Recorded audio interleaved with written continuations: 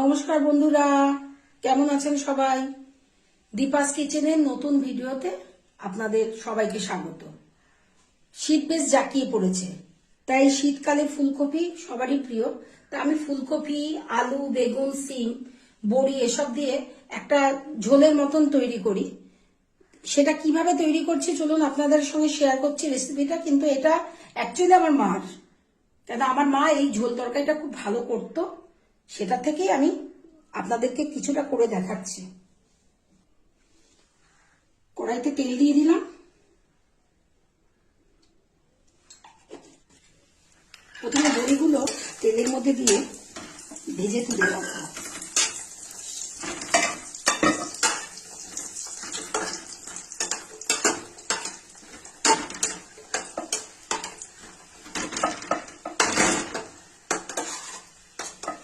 ভাজা হয়ে গেছে, বড়িগুলো তুলে রাখছি।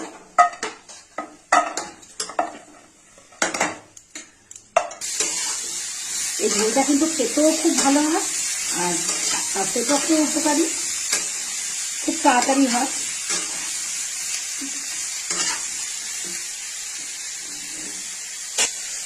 গ্যাসটা সিম করে একটু ঢেকে দেব, একটু সবজিটা মজে এলে তারপর জল দিয়ে ঝোলটাকে বাড়াবো।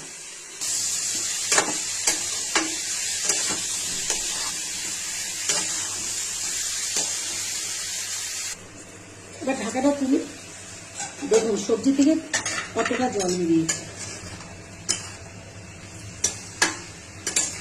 আবার একটু ঢাকা দিন, তারপর জলটা মজে এলে সবজিগুলো সবকটা সেদ্ধ হয়ে যাবে। তারপর যতটা ঝোলের জন্য যা প্রয়োজন জল দেব।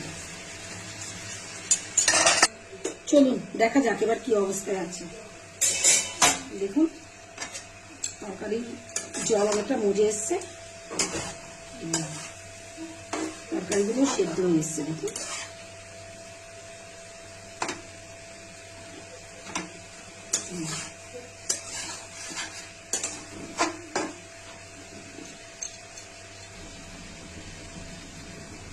এবার যতটা পরিমাণে ঝোল লাগবে ততটা জল দিয়ে দিই।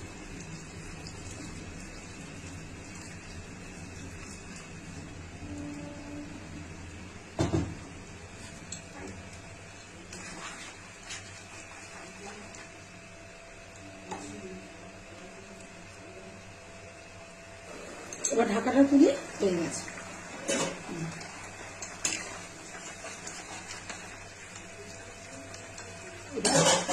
এবার পাতাটা দিয়ে দিই।